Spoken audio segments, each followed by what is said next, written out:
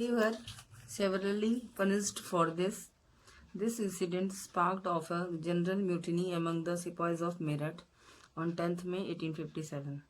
These rebel soldiers killed their British officers, released their imprisoned comrades, and hoisted the flag of revolt. This was the official beginning of the Great Revolt.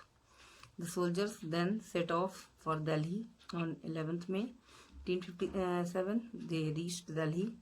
Here they were joined by the local infantry. The rebels seized Delhi and declared the Mughal Emperor Bahadur Shah Zafar as the emperor of India. तो बच्चों, मेरठ के सैनिकों का भी दमन कर दिया गया, लेकिन इसमें इन्होंने विद्रोह करके सब दिल्ली आ गए और इन्होंने अपना झंडा फहरा दिया और विद्रोह का ऐलान कर दिया और अपना एम्परर बहादुर शाह जफर को नियुक्त कर दिया। Nature of the revolt. British historians describe the events of 1857-8 as a mutiny by the sepoys. The facts, however, suggest otherwise. The revolt was started by the sepoys but was joined in large numbers by the civilian population. The participation of peasants and artisans made the revolt a widespread and a popular event. In some areas, the common people revolted even before the sepoys. All this shows that it was clearly a popular revolt. It was characterized by Hindu-Muslim unity. Therefore, the revolt should be termed as the first nationalist struggle in India for independence from foreign rule. तो बच्चों, जो ये विद्रोह हुआ, ये अंग्रेजों के विरुद्ध भारतीयों का पहला विद्रोह हुआ जिसमें कि उन्होंने उनके खिलाफ खुलकर आवाज उठाई और इसमें हिंदू मुस्लिम एकता भी हमें दिखाई दी। In spite of the widespread nature of the revolt, it was suppressed within a little over a year. The main reasons for its failure are given below. बच्चों, लेकिन एक साल के भीतर ही अंग्रेजों ने इस विद्रोह को पूरी तरह से दमन कर दिया और ये विद्रोह किस कारण से असफल हुआ उसके कारण को मैं अब आपको एक्सप्लेन करूंगी। First reason, the revolt did not spread to all parts of the country. South and West India remained largely outside the fold of the revolt. Even in the north, the Punjab, Sindh and Rajputana remained quiet.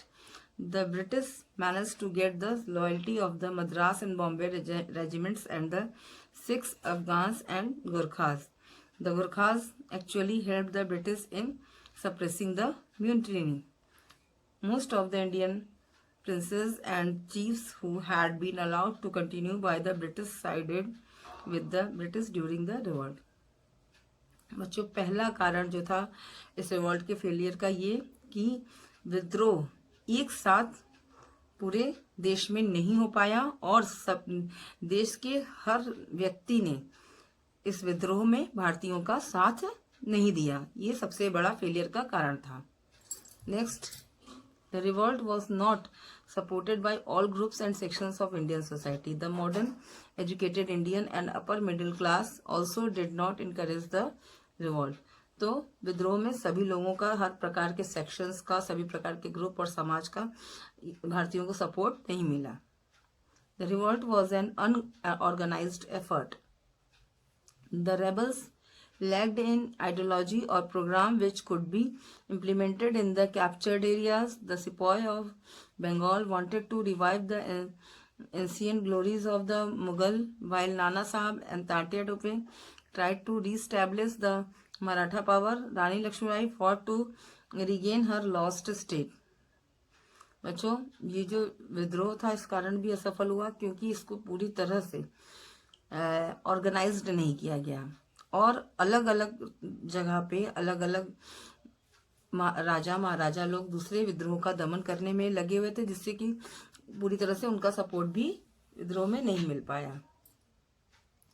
Most of its leaders lacked a national perspective and were motivated by narrow personal gains. They fought to liberate only their own territories. और एक कारण ये भी था कि बहुत सारे राजा ऐसे थे जो इसमें शामिल इसलिए भी नहीं है क्योंकि उन्हें लगा कि ऐसा करने में उनका कोई अपना पर्सनल फायदा नहीं है उनके राज्य का। Next reason, the lack of resources both in men and money made the rebels give up the struggle on many occasions. The telegraphic system and postal communication helped the British to speed up their operation. Indian leaders lacked organization and planning. The rebel leaders were no match to the British generals. Lakshmibai, Tatya Tope and Nana Sahib were courageous but were not good general.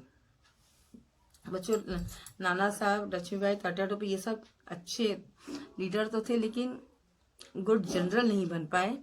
और हमारे देश में जो संसाधन थे जिसके कारण Britishers बहुत तेजी से आपस में अपने ऑपरेशन के बारे में कन्वर्सेट कर पाते थे, ऐसा सपोर्ट भारतीय को अपने काम में नहीं मिल पाया, जिस कारण भी ये विद्रोह असफल रहा।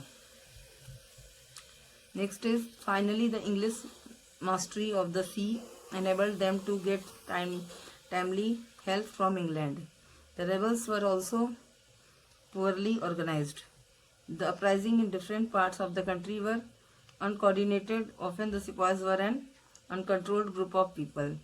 They were unable to carry through their early military successes.